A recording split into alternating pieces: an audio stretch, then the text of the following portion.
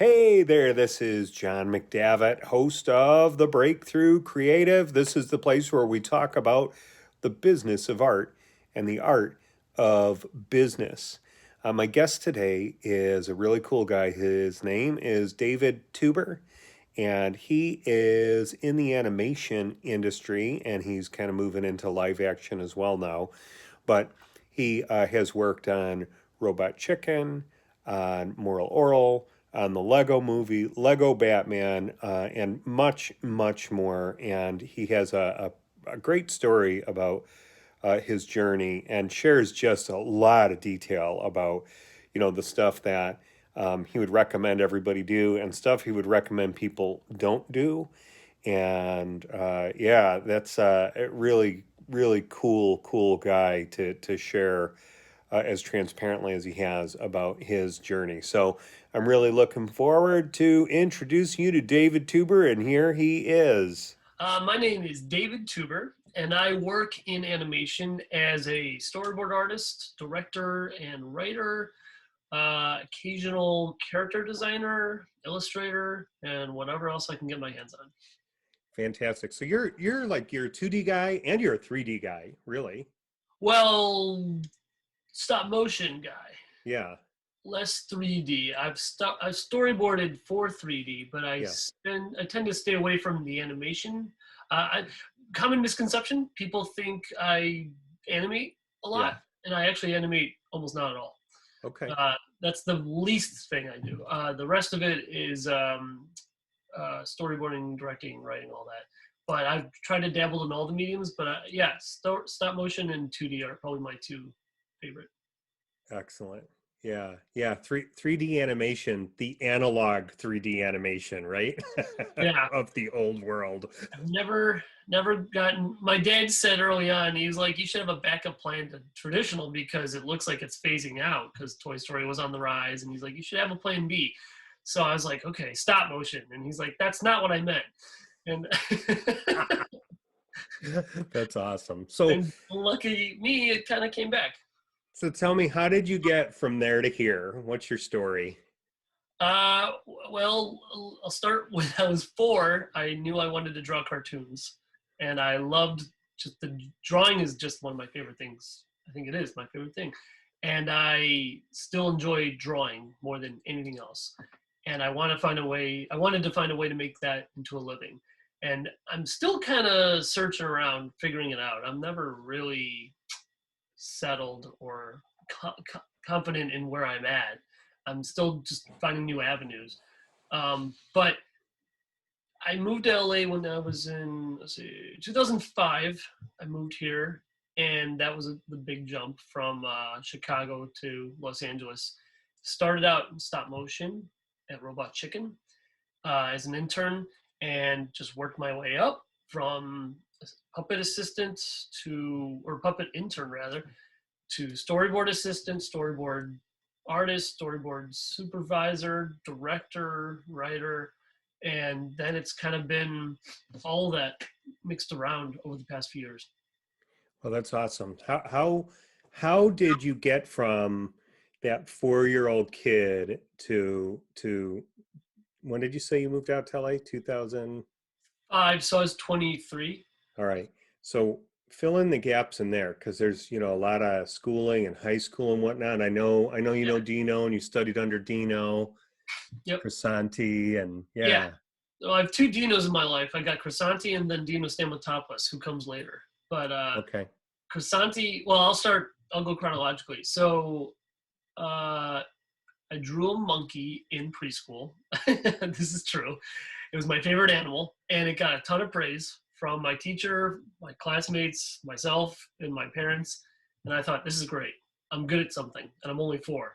And this feels pretty cool to be good at something. And I could tell they weren't just humoring me like most of the kids get, oh, that's nice, but my parents were like, oh, this is actually like really good. And so I just kept at it. And I'm not the world's best draftsman, not at all. I still have perspective issues and all sorts of draftsman issues, but I still love cartoons. I've always gravitated towards animation and comics. I love opening up the Tribune and reading the comics. That was my regular Sunday routine. And I just always loved cartooning. So throughout the years in school, I would be just drawing cartoons in the margin, like every kid, taking notes in math class, but really I was making comics and trying to figure out how to draw a hand, um, or what have you. And then in junior high and high school, around that time, I started working with the schools. Um, I'd done little things along the way, like I'd drawn T-shirts, and I did a magazine cover when I was 8 for a neighbor who had a magazine connection. But then in high school, really, that's when it took off, and I was like part of the student council, and they would ask me to draw banners for every major event. And then it was like pretty much everything. Like if there was a T-shirt, a flyer, even personal things. Like some of the teachers would say, "Hey, could you draw my family? I'll pay you with something. Like, would you like to pass my class? Or what would make you happy?" And so like it was almost like a underground cartooning rail. No, it was like it was just I was paying for.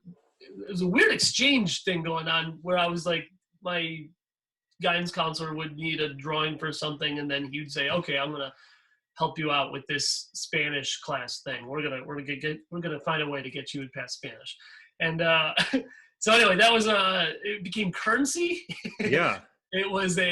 Drawing was a form of how I connected with people, because I was a little socially awkward. I was very shy growing up, and it was just this way to connect with people. If I'm ever out with my friends, we're at a bar, and I don't know what to do with myself, I just start drawing on a napkin, and suddenly I'm involved. This is just my way of coping with everything. So drawing was always going on, and high school helped a lot. They helped me kind of find my artistic voice a little bit, and also get involved in various activities. And it went further from there. Like the town of Wheeling, where I grew up, Wheeling, Illinois, the police department reached out to me, and they asked me to illustrate some stuff for them. And I just found myself drawing all the time in various little facets. So it was growing, and I was like, okay, this is good. I'm cartooning, but I want to work in animation. I was getting more involved in story. I think around, I don't know, middle of high school is when my film brain really started to take shape. I was always raised with movies in the background. Movies were everything for me. And it was like around sophomore, junior year, I really started to understand story and character. And I was like, okay, cartoons and filmmaking, I can start to see how this can work. So that all started to slow down a little bit, I imagine, as you were maybe watching these movies over and over, and you're taking little cues from things and whatnot. And it's pretty cool to hear that you recognize, well, I don't know how much you recognized it at the time, but you certainly, have over the last whatever decade or more of your art being a currency. That's pretty cool. Yeah. Yeah. Like earliest example, my neighbor, he needed a cover for his magazine. It was, I think it was called Quiet Earth. And he was just a really nice neighbor. I drew him this drawing of like the earth, and it was, a little kid drawing. And then he gave me like a cassette of, I think it was like the Ninja Turtles concert or something like that. And I was like, whoa, the exchange of goods and services for art. That's a thing. Yeah. And I got it pretty early on. So when did you make the decision to pursue art in college? The goal was always draw for a living in some way. I wasn't quite sure how. I used to say, as a kid, I would say I want to be a cartoonist. And then as I got older, I realized cartoonist isn't a real title. At least you have to specify it. Like people would say, okay, do you want to do backgrounds? Do you want to do character design? I'd say cartoons. I don't know, cartoons. But then as you get older, you realize you have to kind of sharpen to one thing. And I wasn't quite sure. I just knew animation.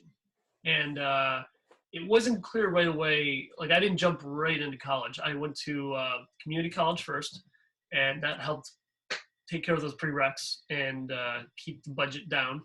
And then I even tried a college in Phoenix, Arizona, but that did not work out. So I quickly left that one, came back. And then Columbia was always on my mind. It was something that I thought about, and people said, "Why don't you go to Columbia? That's like the art college that a lot of people go to." And I wasn't crazy about it in 2000, but then in 2000, I think it was summer of 2002, possibly 2003. Yeah, is when I started, and they just expanded their animation department, and people were saying, like the faculty was saying, "Oh, this is all new. This is really nice. This wasn't here a few years ago." So I was like, "Wow, that timing worked out perfectly." So I think I got in there when I was supposed to, and Yeah. it was becoming more clear to me. I really love this. I think I'm good at this. I'm not the world's best 2D animator, but I know there's somewhere for me in animation, whether it's writing, directing. We had a class where we got to play various titles. So you might be an animator in school, but like I got to be a director, and I was like, oh, I think I have an knack for this. And though I haven't directed all my career, I have directed some of it, and it's probably my favorite thing to do. That's awesome. Yeah, it's wild how timing can really. I mean, it's a silly statement, but I feel like I need to say it. Timing plays a large role in Mhm. the formation of our paradigm in life. I guess the thing that we go, oh, this is totally what I want to do. I want to do this. I'm going to go after it, and then all of a sudden, things seem to happen. Right, like the Yeah, path is almost laid out before you, even though you might not see it that way in the midst of it. Is that kind of how you experienced it? yeah.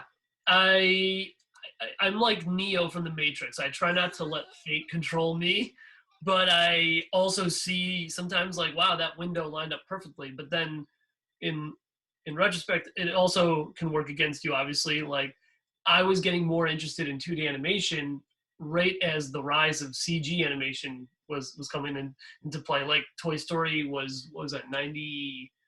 I want to say 94, 95, around there. And this is right when I'm starting to start to think about my career as a 2D animator, and everyone's excited about CG. No one wanted to do 2D anymore. It was all CG, this and that. So I tried it for I think a month or so. Like we had a class in high school, and I did 3D Studio Max for a while, and then we tried it again, or I tried it again in college. I just never took to it. I'm not. This is gonna sound so crotchety of me, but I'm not a fan of computers. I just if I can do it practically, if I can use my hands, that's the best. Obviously, we need computers for everything, but I prefer to stay away from computers as much as possible. So I'm accepting of the digital age, but I also prefer getting my hands dirty. I would much rather draw with paper and pencil than clicking and dragging a mouse. Yeah. I mean, they're both valuable tools, and certainly there's some. I mean, I would say the interfaces digitally are a bit more receptive to the wrist than Mhm. they used to be, but Yeah, there's nothing like the wrist and a pencil on a piece of paper. and I totally accept people are good at these things. I'm not knocking it at Yeah. all. If you can jump on Maya or whatever is going on right now and draw a digital smog dragon, that's amazing. Like I have many friends who do that for a living, and I bow to them. They're amazing. But I prefer, if I have to, I'll use the digital drawing tablet. That's fine with me. Um, I prefer that. I like getting some paint under my nails Yeah. and feeling the material. But if you can do that for a living, rock on. That's amazing. Yeah, indeed. Indeed. So you're through college, you're coming to the end of that. What was life like right there? Let's see, where are we at? 2005, June 2005. I graduated from Columbia.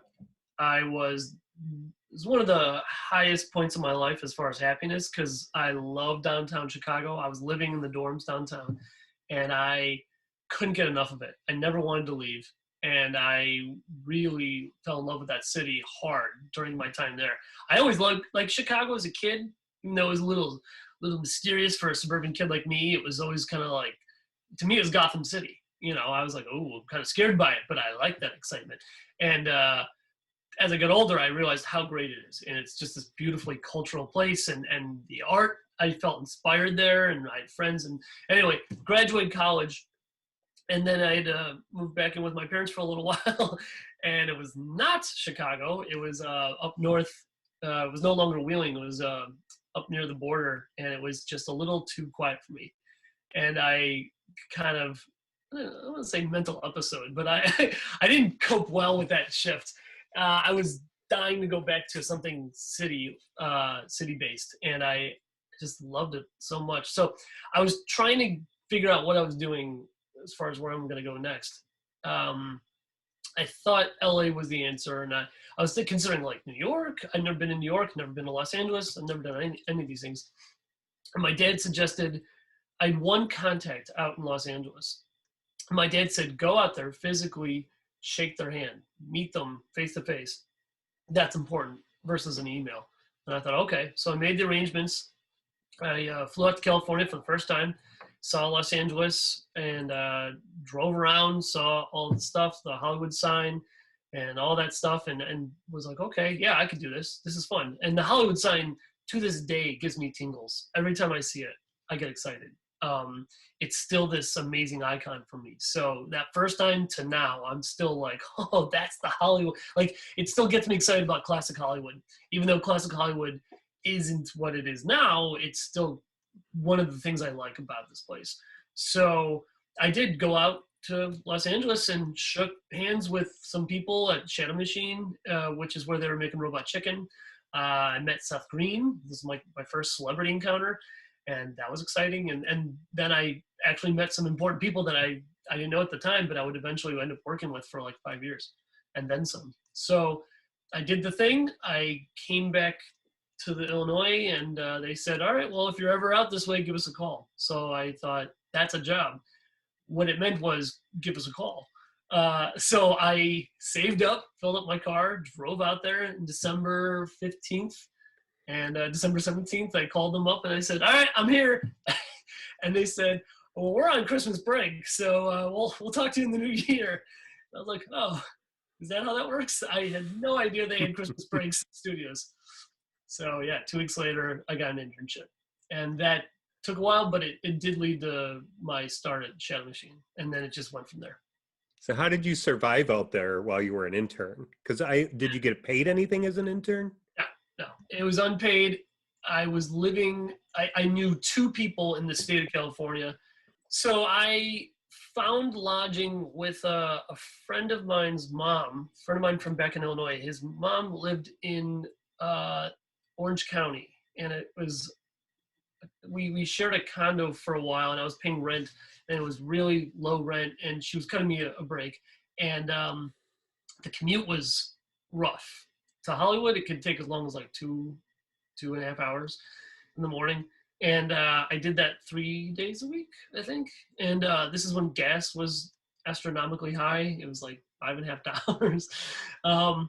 And I was doing that internship while I was working retail. I think I was working at Aaron Brothers. It's an art store. And I was doing retail and interning. And mind you, when I drove out to Los Angeles, I had $1,200 to my name. That was it.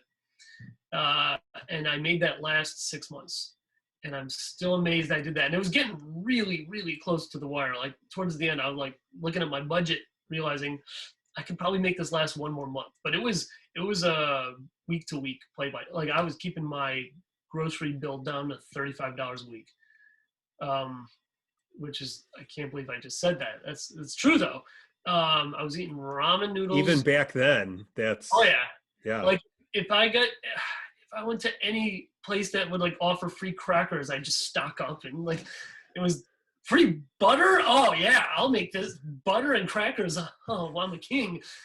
And that's how I did it. And and I had help, of course. Like friends would start showing up. Friends would start arriving from Chicago around this time, and they would kind of throw me a bone, like, oh, I'll buy you a beer. I was like, thanks, man. And that was also the time, yeah, like I'm saying, like my friends were starting to come out from Chicago, and it was like a massive pilgrimage of like, seems like 50 to 60 people that I recognized. And we were all Did you kind of start that trend then? I wasn't the godfather of it. I was like maybe fourth in command. My One of the friend Mark, generals? yeah, my friend Mark was the first one. He came out, and then more people followed, and we're still close friends, most of us, and we still see each other as much as we can. And yeah, it was like domino effect of friends from Chicago coming out here, and most of them I didn't know. Most of them just graduated from Columbia, but then I became real friends with them out here, and I was like, oh yeah, I vaguely remember seeing you through the halls, and now we're all pals. It was really cool. So So it was what nice to have was, that support team. Sorry about it. sorry, go ahead. Oh, it was just really nice to have that support. Like, Yeah. came out here with nothing, no idea. I still struggle with the geography.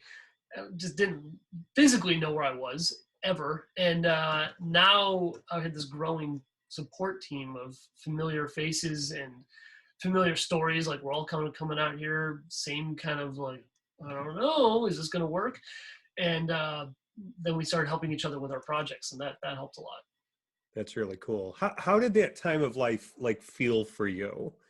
Was it scary? Was it challenging? Was it like what was it? Terrifying. Yeah. One of the scariest things I've ever done. The night before I left, I was in Wheeling, Illinois, and I said to my mom, it was like 3 a.m, and I was like, I don't know if I can do this. This is hard. I've lived in various places. Like, I lived in Phoenix for a while. I kind of lived in Florida for a while, sort of lived in Wisconsin for a while, but this was for real. This was a big leap, and it's the furthest away from home, I think, and I kind of felt it was long term. Like, this could be.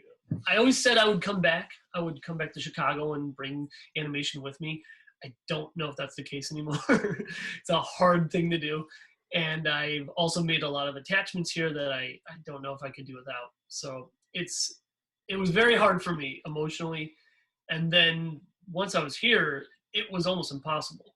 Like, it just seemed pretty much impossible if you didn't know somebody already. I don't know how people come out here cold without anybody. And I couch crashed a lot, and it was I was the right age for it. You know, I was 23 to just sleep in my car if I had to overnight outside the studio, so I could save myself the 2-hour commute in the morning or whatever I had to do. And I wasn't as intimidated by some of the crime and stuff out here that, like, today I'd be like, oh, lock your door. And back then I'd be like, I'm from Chicago. But it was scary, and it was also fun. I mean, it's exciting to think you're taking such a gamble on an unknown. And like I said, I had those friends that were kind of going through the same thing, so we all shared our stories over a beer, and that made it great. That made it much more fun. And it was almost like a competition. Like, what mud have you been dragged through this week? Oh man, let me tell you, I had to do this crazy thing. Oh, tell me about it. I'm working the mailroom at NBC. Oh, wow, tell me about that. You know, we all had our stories of being in the trenches and starting out, and that made it pretty fun. Anything you would have done differently looking back on it now? Oh my God, so much. I would have. I mean, everybody says this, like, you got to reach out and network and talk to everybody, and I did that, but I would have done more of that. And I think I tried to do as many projects as I could, and all for free, mind you. Like, we were just friends helping each other out. And that's the right attitude. Just don't even think about the money. I never thought about the money, and I still try not to, but unfortunately I'm older and it's a factor. But I just say, do as many projects as you can for free. Just get your hands on to everything. Because I didn't know I had a knack for like directing voice talent. Like, I didn't know I could do that. I never guessed I'm a decent comedy writer. Like, I can write sketch comedy pretty well. I love sketch comedy and I grew up with it, but I never thought I could actually do that. And then I started doing that in like 2010. I was like, oh, why did it take this long to find that out?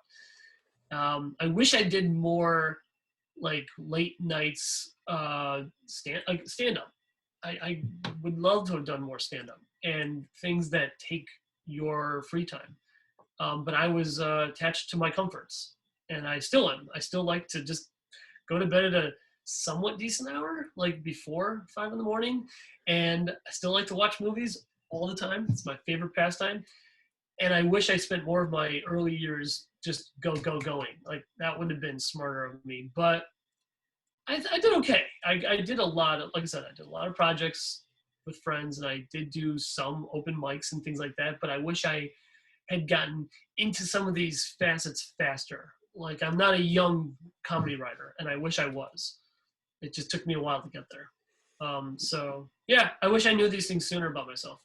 You know, it's really interesting, and I love to dig into documentaries or books about creative processes or creatives processes. So, like, I love the Eagles documentary. I think it's Oh called yeah, "To Hell and Back Again," yeah, I heard about or that. when or frozen or when hell freezes over, or whatever. And I like Tom Petty was so sharp, like listening to him talk about business and A&R guys and all that. Anyway, I've kind of moved into comedians now, and some of the stuff I knew and some I didn't. But you know, the Zen Diaries of Gary Shandling is a really Yeah, seminal documentary, right? yeah, And then have you read Steve Martin's stand-up yeah. autobiography, Born More Standing standing up. Up? Yeah, Yeah.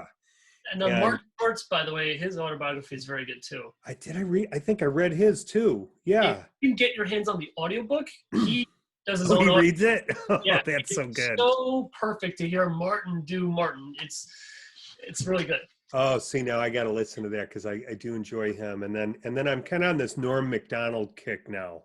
Hmm. And I heard Norm Macdonald tell one of the coolest, funniest stories I've heard. Like I was in tears by the end of it, laughing.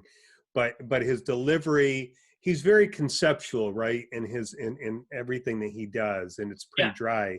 But I guess what I'm getting at is you look at Born Standing Up, right? Steve Martin, and I don't think he hit it until he was 33, maybe, was when it really hit. yeah, and he took it. He still takes it incredibly seriously. That's what I love about that is how focused he is. And whether you Yeah, like comedy or not, I respect the hell out of Steve Martin, the person. yeah, That's a sign of maturity, I think, for myself. I started realizing more and more as I got older. It doesn't truly matter what you think of their art. I mean, you can make your opinion, that's fine. But I started recognizing the artist and realizing these people are interesting. Like there's so many visionaries that I don't agree with, but I at least know that they're achieving exactly what they want, and I yeah, respect that. yeah. Yeah, it's fascinating to go through all that. Thanks for letting me go down that rabbit hole for a minute. But, sure. But you're Uh, totally right. A lot of them don't get there until way later. Sometimes you don't get yeah, there until you're in your 60s and you're finally starting to play with acrylics, and you're like, oh, I'm good at. Who was it? Kirk Douglas, who found out when he was 71 that he was a great writer. And he was like, yeah, I'll try my hand at writing because I haven't yeah, done enough with my life, I think was his quote. He told Robert McKee at a workshop. He's like, I haven't done enough with my life. I want to try writing. And then he wrote that autobiography of his, and he ended up writing like a one-man show that he performed at his own theater in his 70s. And I yeah, think about him all the time. I'm like, oh, that's inspiring. yeah. It's wild what you can find out when you go after it. Um, Yeah. and you know, Steve Martin's whole thing, his journey, it was so cool to see that it began with magic, Mhm. and then uh, he started to do some kind of like vaudeville shows at Knott's Berry Farms, and Yeah. then Performing with like the banjo and other things. yeah, and so he's a musician, Yeah. right? Performer, so actor, musician, uh, magician, and Yeah. then he he didn't consider himself a comedian, but Mhm. he started to drizzle some of the funny into stuff Yeah. in a very highly high concept presentation, and it was just all the right stuff at the right time Mhm. that turned into, you know, stadiums full of people. Yeah. I think about Wild him journey. not realizing what he had when he was younger. And I think about like, if he only knew to try to strike oil there, I think about that all the time. Like, I wish I thought to play with clay. I played with clay when I was a kid, but it was playing with clay. It was Play-Doh. And I never thought, oh, this could be sculpting, like for Yeah. real. And I'm still learning about sculpting. I just got a potter's wheel for Christmas. And I'm like, yeah, maybe I can do that. You know, why haven't I done this before? So it's important to keep playing. I encourage everybody, keep playing. And if you think you're good at something, that's cool, but don't get hyper focused. You may be ruling out something way better, or just a fun hobby. I just learned how to juggle last year. Oh, you never know. You never know. You Yeah. never know. So let me kind of go back a little bit to you making the statement that you wish you would have done more connecting and marketing and meeting people. Um, what does that look like for you? Like how does somebody go? Now we're in really weird times right now, so it's a Right. little bit different. But maybe that's the perfect jumping off point. How would you do it now? Like what does it look like? Because it seems like it can be such a pie in the sky, again, concept. I'm using that word a lot today, but it's conceptual because I don't know that people know how to go through the process of networking. It comes in different shapes. I mean, it can be as simple as reaching out cold with an email and just getting to know somebody. And I mean, we came out in 2005. I didn't even have a Facebook account yet. I think I had MySpace, and that was it. And it was a very different scene for social media. Now you have your options. You've got LinkedIn. You've got a whole bunch of IMDb. You know, as a place to find people, and there's so many ways to find people online. I think when I first came out, it was mostly shaking hands at film festivals. You know, you go to these film festivals, and then afterwards you just schmooze. And I always say to people, like when I mentor students and stuff, like never be false. You know, don't shake someone's hand just because you think they're going to be an asset to you. That's the Hollywood thing. That's the stereotype. You know, you just use people as tools. And Is it a legit Hollywood thing still? I don't even think it's a Hollywood thing. I think it's just a people A thing. people thing? People do that. Yeah, it's typical.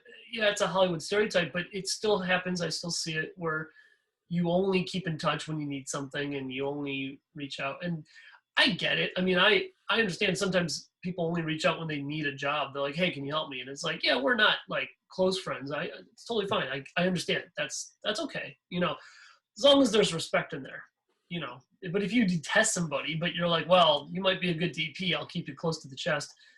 I don't know. Just be honest with yourself and be honest with people. I don't encourage anyone to be fake. That's just break that notion. When I moved out here, I was warned of the Hollywood sharks and the two-faced behavior and all that. And I met the most honest person I've met in my life, which is Dino Stamatopoulos, who is from the northwest suburbs of Chicago. And he is a comedy writer out here. And I worked with him on Orel, which is this guy. He's the most honest person I've ever met. And he will say things that are painfully honest, loudly. And so I was refreshed by that. And I was like, okay, cool. I want to be somewhere in between, you know, like, I don't know if I can ever be as honest as Dino. I don't think anybody can. But I also respect, like, you know, I understand people can't be that honest, but you also want to not be fake. So somewhere in the middle. Well, the wounds of a friend are better than the kisses of an enemy, right? And with Dino, you get both.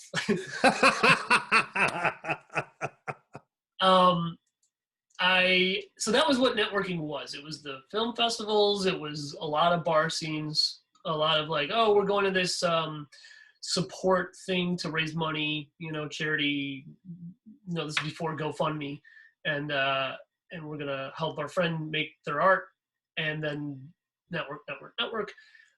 Now I tip my hat to students that reach out to me all the time. Like every week I get an email, either a LinkedIn message or sometimes Facebook even, or they just find my email and they're like, I Googled your name because I saw you worked on the show. Do you have any advice for me? And sometimes it can lead to a Zoom meeting or just an email back and forth. And I try to help as much as I can. And that's pretty great. That's really smart of students to just reach out to somebody. Why not? You never know. The worst thing is you never hear from them, and that's not the worst thing.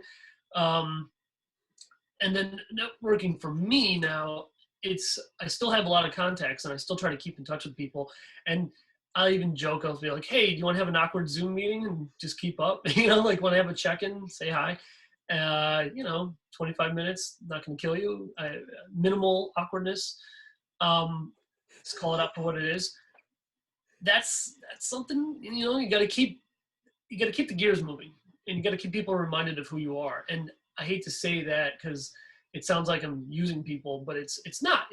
These are also people I enjoy. These are friends of mine, and they may not be my closest pals, but they are more than acquaintances. These are people I've worked with, who I want to keep working with, and I do want to keep reminding them who I am because I like these people. Like I say, keep it genuine.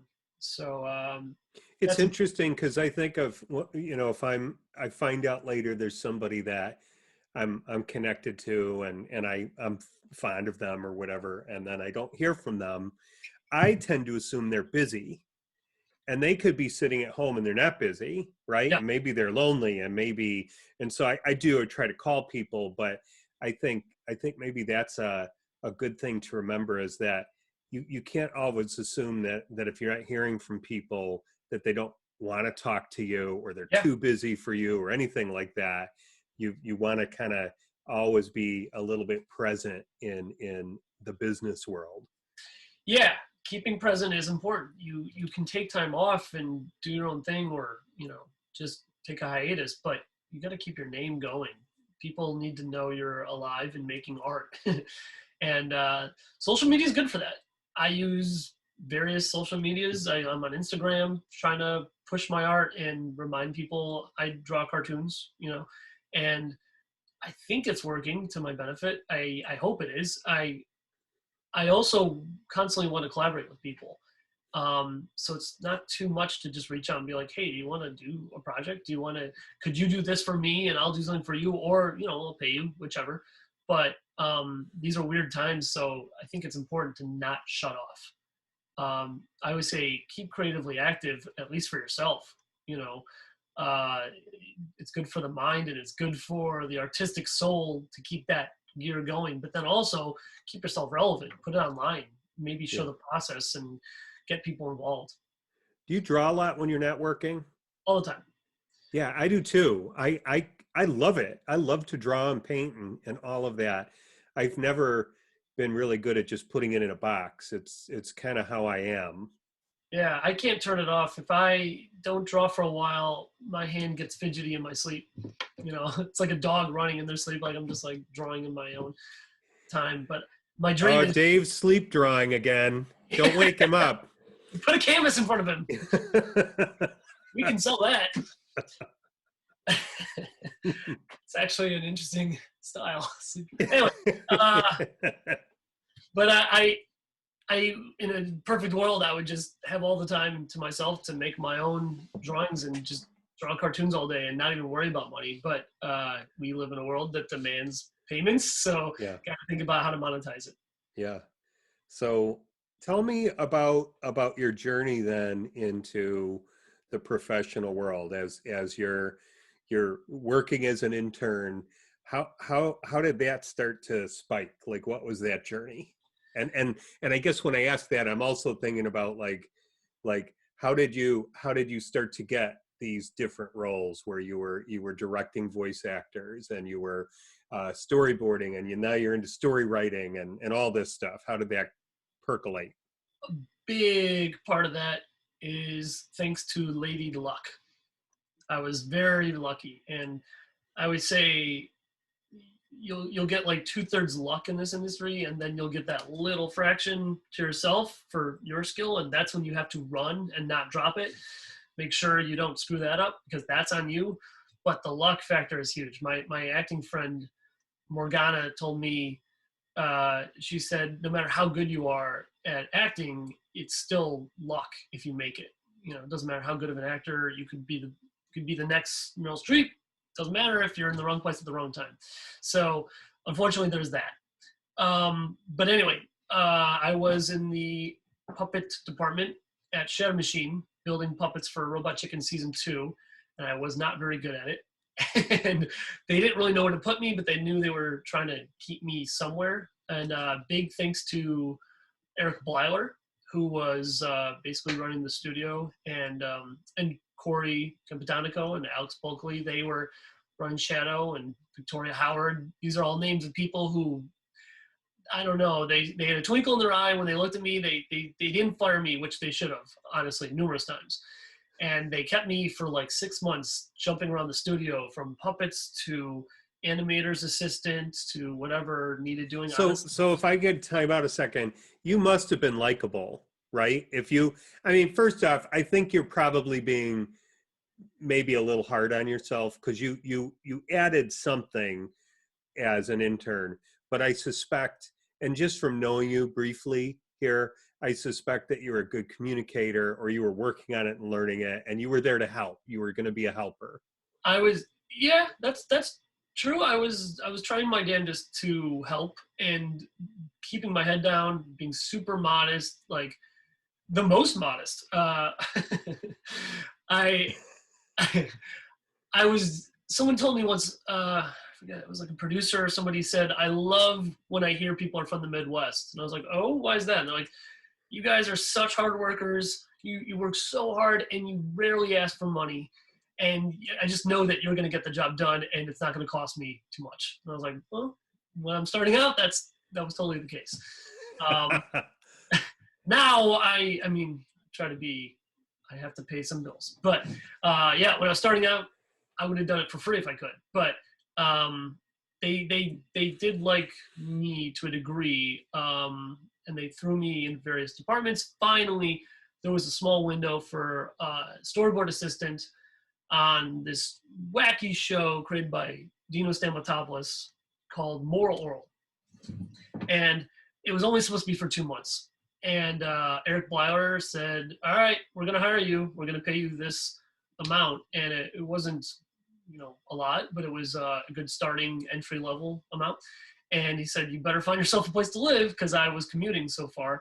And I found an apartment in 4 days. And in Los Angeles, that's almost too much time. Like, they go fast. You can look and find an apartment the same day, and they go quick. So unfortunately, with Los Angeles, and this is probably true of most cities, I'm guessing, but I'll speak for my experience, they don't give you the job before you show up. They expect you to be out there ready to work, and then you may go months, like I did, working in retail, keeping your head afloat as best you can, and then you'll get the work. But it's rare that you get the job before you make the commute to a new place, before you relocate. That's just unfortunately the way it is. And I even tried to figure that out. I was like, wait, can I get hired before I move out there? Because that would ensure that I'll be okay. And they're like, that's not how we do it. And it's typically all subcontractor work. Is that right? Yeah. Yeah. Yeah. And I'm still learning how this stuff works. But when I was brand spanking new, I just thought, okay, I work for Shadow Machine now. And when that job was over, I thought, well, what are we doing next, team? Like, most people go on to something else, or they'll, it's always different. They may get promoted, or some people will stay. I just assumed, well, I work for Shadow. And I think it was my stupidity that they pitied. I think they just were like, I guess we're going to keep Dave on for the next project. So I just rolled on to the next project, and they liked me enough that I got promoted, and I went from storyboard assistant to storyboard artist, and then eventually storyboard supervisor. And then within 2.5 years, it was the last season of Orel, and Dino Stamatopoulos and I had been getting along very well. We've been working together. See, stop motion is different, very different from 2D. The storyboard process in stop motion is completely different. And that's something I just recently learned. There are script-driven and there are story-driven storyboards. And script-driven means the script is basically written by somebody else. It's pretty much locked, and you are the storyboard artist who you're part of the pipeline, and you don't really write as much or anything. Sometimes you're just there to storyboard. And in 2D today, that can mean you're basically posing paper dolls that are pre-drawn. It actually can require very little drawing. Whereas story-driven storyboards, you are drawing a lot more. It's less about being on model sometimes, because like stop motion, you don't have to be on model, but like 2D, it has to be exact. But it means when you're doing story-driven, you can be a writer essentially. You can actually write jokes or complete plot points or what have you. With more oral, Dino was asking my opinion on stuff, and he was saying, "What do you think of this?" Or I would throw in, "Hey, there's nothing here in the script. Can I just throw in something?" He's like, "Yeah, sure." He was very free to ideas, and it wasn't just me; it was anybody who had a good idea. He was very cool that way, and that's how it was on the Lego Movie too. Because when I worked on the Lego Movie years later, that was story driven. For the most part, they were listening to our ideas, and I love working in that kind of I don't want to say medium, but it's to me, it's almost like a different job, script driven versus story driven. It sounds very different. It's incredibly different. Yeah. And I imagine, if you're script driven, you're just going to work, right? You're just kind of. I mean, I know happy people, not to knock it too hard, but I know right. people who do script driven shows, and they're very happy with that. Yeah. It's to me a little limiting, and I would much prefer to be involved in the creation of the story and the characters. Yeah. That's more fun for me. Yeah. But it's also fun to, just put them in the frame and find the good angles and all that. That's still a fun task, but oh man, to be a part of the writing process, that's the bread and butter. One feels a little bit more like you're a DP, and the other one feels more like you're a gag writer, and it's alive, like you're improvising as you go. Yeah, and I can't say, like, again, this is just my own preference, but there's people out there that are totally happy in the digital medium, and that's fine, that's great. I was lucky, though, very lucky, because I didn't know any of this stuff, and I was in a story-driven process at Shadow, and they very early on allowed me to do things I shouldn't have been allowed to do, and they were listening to my ideas and taking my jokes, and also letting me be a part of the creative process, like the early writing stuff. And anyway, it led to me directing an episode of More Orel, and it just so happened to be the episode that I helped co-write with Dino. I mean, he mostly wrote it, but I wrote the first draft, and then he bounced it back to me, and back and forth until it became the series finale of all episodes. Wow. And I got to co-direct it with Chris McKay. Big shout out to one of my favorite people I've ever worked with, Chris McKay, who I can't wait to work with again. And Chris McKay and I worked together on the Robot Chicken episodes. He was directing those, and I was storyboarding with him. And McKay and I have collaborated numerous times, and we have an amazing comedic rapport, and we just jam really well. And again, it's that thing where it was story driven. He would say, "Well, this is what's on the page. How can we punch this up a little? Like visually, what can we do?" I wasn't really writing for Robot Chicken or anything like that. That was the writer's job, and I respect them for that. But I was also trying to make everything better than as good as I could. Like, okay, how can we stage this to be even funnier? And McKay was really good at finding those moments. But anyway, I'm going off tangent. No, you're good. So I was allowed to direct with McKay. We co-directed, and then I co-wrote the series finale for More Orel.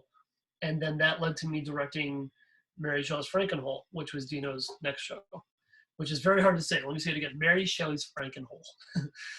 And that was on Adult Swim, like all these other shows. And I went from intern. I sound like I'm bragging, but I'm No, you don't sound like that at all.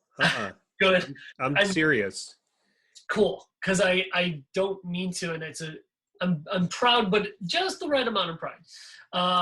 Like the respectful. I just want to be totally respectful to everybody who was part of the process, the whole crew, everybody, Blyler and Victoria and all of them, and of course Stan Matopoulos and everybody involved. But I went from intern to director in about 2.5 years, and that's amazing, dude. That's not too common. I wouldn't tell people to expect that. Yeah. The downfall is I haven't really directed much since. So my journey's been weird. It's been all over the place. So what has the gap been like for you in there? So has it been you haven't been directing, but you're storyboarding or you're supervising or Mostly storyboarding. yeah. I got into features after Mary Shelley's Frankenhole. We had 2 seasons, and then when that was over, I wanted to. I actually wasn't sure.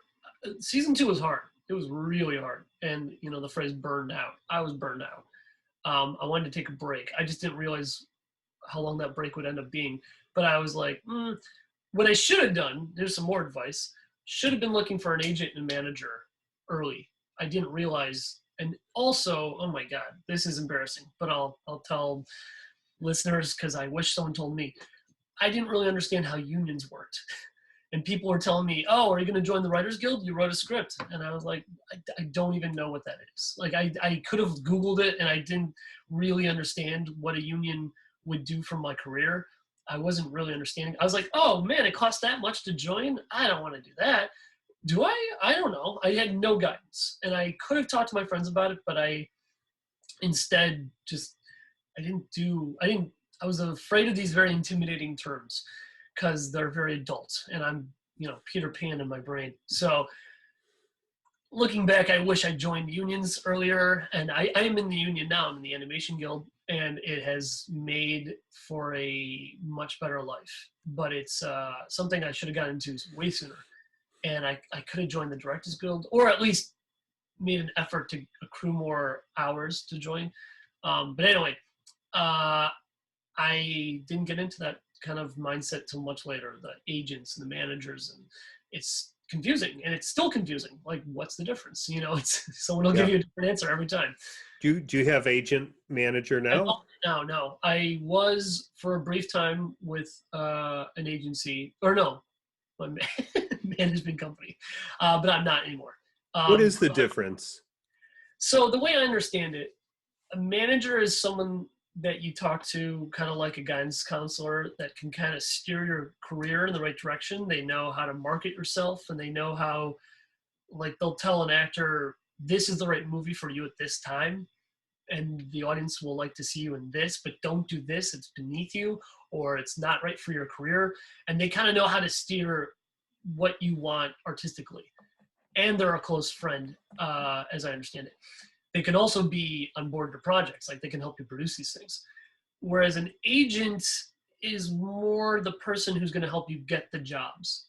It sounds like the same thing. In many cases, I think it is. But an agent is the person who books you. It's almost like an agent books the venue, but your manager is the one who tells you what kind of music you should play. Yeah. That makes sense. Yeah.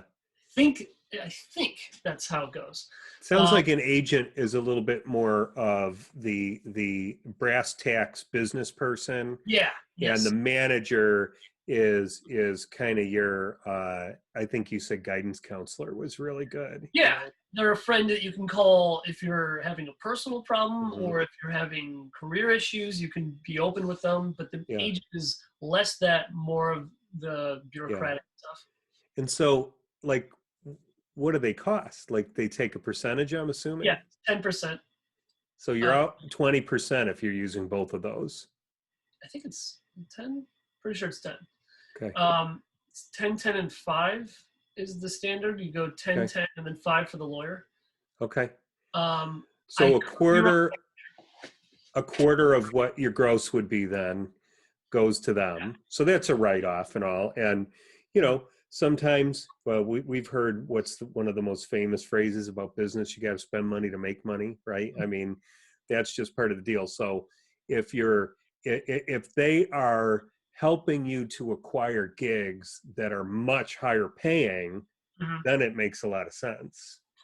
Yeah, and something to think about that I didn't know until years later. I won't name who, but I became friends with a pretty well-known actor, and she has like 5 to 12 of these people working for her all the time. She's essentially a small business. Her name is the business. And when she makes millions on a project, so much of that is paying off all these other people that got her there, you know, and it's more than just the agent, the manager, the lawyer, it's the PR, and then the list keeps going. So you may go, oh, these celebrities, they make millions and live in gold houses. And it's like, well, not really, you know. A lot of times they're paying off a lot of people to get their name to be an enterprise. Yeah. It takes a lot to get there.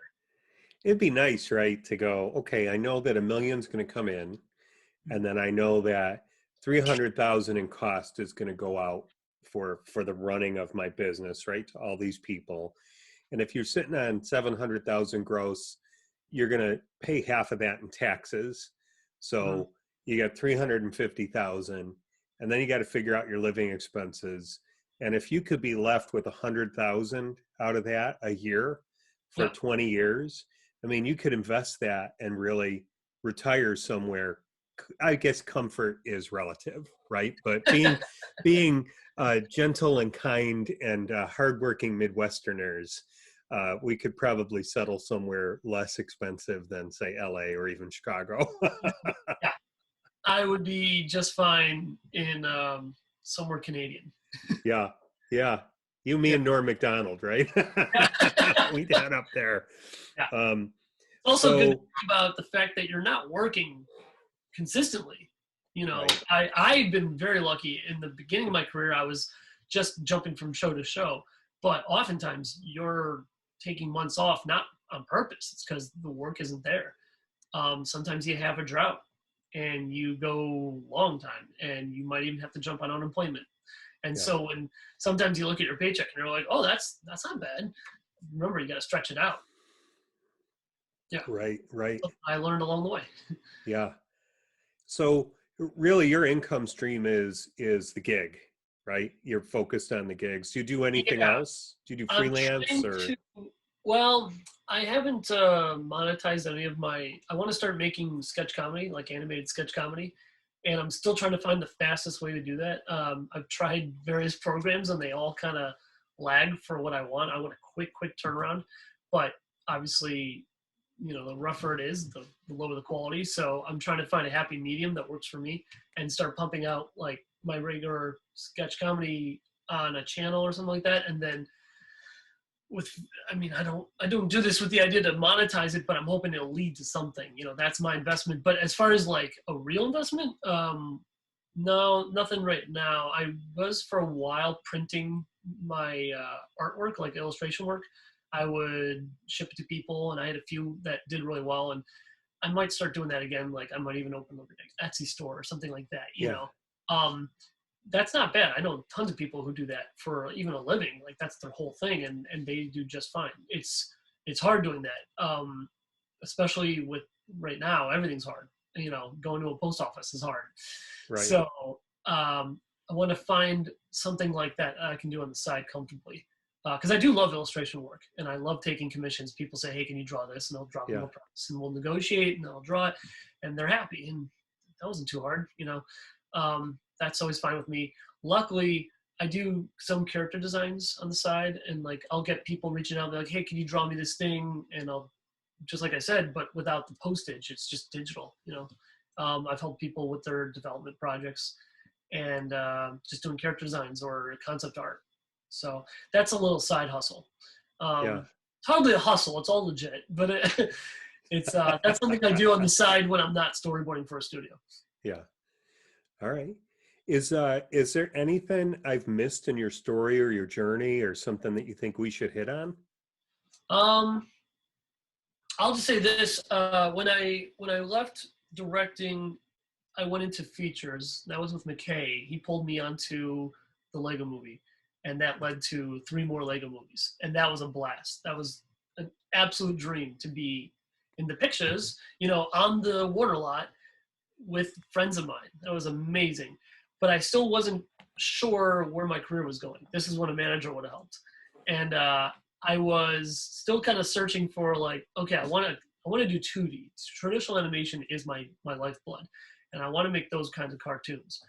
And I kept thinking I need to get closer to that. So when the last feature ended, I did some development for a while with Warner Brothers. And then I thought, okay, I'm really going to pursue really hard I'm going to try to get into 2D. And this is when I learned about the script-driven versus story-driven storyboarding. And it's funny, just in the past year or so, the past year was really weird because of COVID. I started playing with puppets again, like physical puppets and stop motion puppets, and even like marionettes and stuff. And I started realizing how much I missed stop motion. And it was getting back into that made me go, oh, maybe it's not 2D. Maybe that isn't my goal. Maybe I should get back to stop mo. And now I have this fire under my butt to get back to that. And that's where I started. And I went through this wacky journey, and now I'm back in bed saying hi to Annie M. Like, oh my God, like you were there, stop motion, all along, but I had to go through the whirlwind to get back to this. And I don't regret any of it, but just, I always tell students all the time, watch the movie Monsters U, where Mike Wazowski brilliantly accepts that he's not a scarer. He's not cut out to be a scarer, even though he knows it's his dream. He's been following that goal his whole life, but he is part of the scare floor. If that makes any sense. If you know that movie, it's basically, it's a harsh reality to go, oh, I may not be the thing I thought I was, but this other thing that was under my nose, and you're not stupid for realizing it later. You just had to go through it properly, and you got there and you go, oh, I'm not a scarer. I will never be a scarer, but I am part of the team in a way that I didn't see before. And that's a brilliant ending to a great movie. And I tell people, like, yeah, don't be afraid to play with things. You may find out you're good with clay or whatever in something you didn't see before. And believe me, if I could work in 2D as a director, I would jump on that in a second. But the option's not there, and stop motion is kind of calling my name. The goal for me right now, more than anything, is to sell my own show. I'm putting together some decks, and I'm going to start pitching again real soon. And I hope something grabs, because I really, really want to direct, or at the very least, create an animated show. That's the real goal. Yeah. That's awesome. Hey, Dave, thanks so much, man. If people want to find you, where can they find you? Well, I am on Instagram as DavidTuber_cartoons. You can see my drawings from the past 2 decades or so, and some recent stuff. You can find me on IMDb, see what I've been up to. You can also go to my website, which is toonmanland.com, TOON, manland.com. And that's got all my work. And then you can just Google for my reels. You can find my director's reel, my storyboard reel, character design. I think they're on Vimeo and YouTube. Just search David Tuber and what you're looking for. Awesome. Thanks, dude. Thank you. Hey, thanks, David, for being my guest once again. I just want to kind of run down some things that I thought were so helpful from this episode. The first one is network. Network. Meet people. Keep meeting people. Keep meeting more people. It's really, really important. And then once you've met those people, you want to keep reminding those people that you're around, that you exist, okay? And you want to help those people. You always want to be helpful. You don't want to be a user. Then learn what you're good at. David went out into the animation industry world out in LA, and he was storyboarding, and he found himself writing, and then he found out at some point that he could direct voice talent, and that was something that he never ever even imagined he would be doing. So keep your eyes open as you try stuff, and don't be afraid to try new stuff. Go after it, and you'll be surprised at the things that you can do if you just try them. You'll be surprised at the things you love to do if you just try them, and you'll be surprised at the things you can make money at if you just try them. And along that vein, keep trying things. I think David said it best when he said, hey, keep learning, keep playing. Keep playing. Here's a guy who is storyboarding. He's worked on these movies, and he just got himself a potter's wheel, and he's playing around with ceramics. And, in the pandemic, he's, finding himself with extra time on his hands. So he's working a bit more with stop motion puppets and even marionettes. Like, he's exploring that world of puppetry a little bit more deeply. And, he said, hey, man, he wishes that you had done more stuff in comedy clubs. So, keep on pushing, keep on doing, and then research, research, research. We talked in the middle about, how we like to find out how things happen, how people get things done, the business side and the creative side, So don't be afraid to look into a world that might not be your medium. If you're a musician, you might want to take a look at how visual artists are working. If you're a visual artist, might want to take a look at how cinematographers are working. You're going to be amazed at the things that you learn from them that you can apply to your medium. And who knows, you might even get involved in a different medium because of that.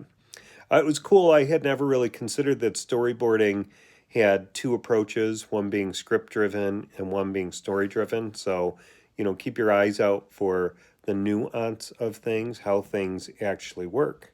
And, I thought that David's sharing of the business side of the industry was really, really interesting. How he wished he had known more about unions and how unions can be beneficial to him and to his work. And, you may want to look at that if that's a world that you're pursuing, getting into the union. And then we talked about the differences between agents and managers. Like your agent is kind of your business guy, while your manager is a little bit more of your business guidance counselor. And that every job he would do, you've got your agent will be about 10% of your gross, your manager was about 10% of your gross, and then your lawyer was about 5% of your gross. So it's 25% off the top right there. And so you get the 75%, but because you're not an employee of these companies, you've got to pay your own taxes out of that. That means you got to pay your own FICA, which is Social Security, it's unemployment, it's all that stuff. So it's good to be aware of numbers. We should probably do an episode about that upcoming. That might be helpful. So with that being said, man, David just shared such a wealth of information. I, have interviewed him and then watched it a couple of times and listened a couple of times, and I was able to get even more info out of it. So I encourage you, don't be afraid to revisit things that are a little bit thicker, right? That need a little bit more time to dissect. And with that being said, David, thank you so much once again. If you're looking to find more information out about David, all of his information is in the show notes, and he also mentioned where he's at. If you rewind just a little bit, but you can find the guy, really, really cool, friendly guy, and we've become friends. So that's a cool thing, an awesome benefit of the show and of networking, right? You want to network, you want to get to know people, and you never know what can come from it. So, for the Breakthrough Creative, I'm your host, John McDavitt. I hope you have a spectacular week. I hope that you are creating things and getting busy about the business of making a living from what it is that you do. All right, we'll see you next time. Cheers.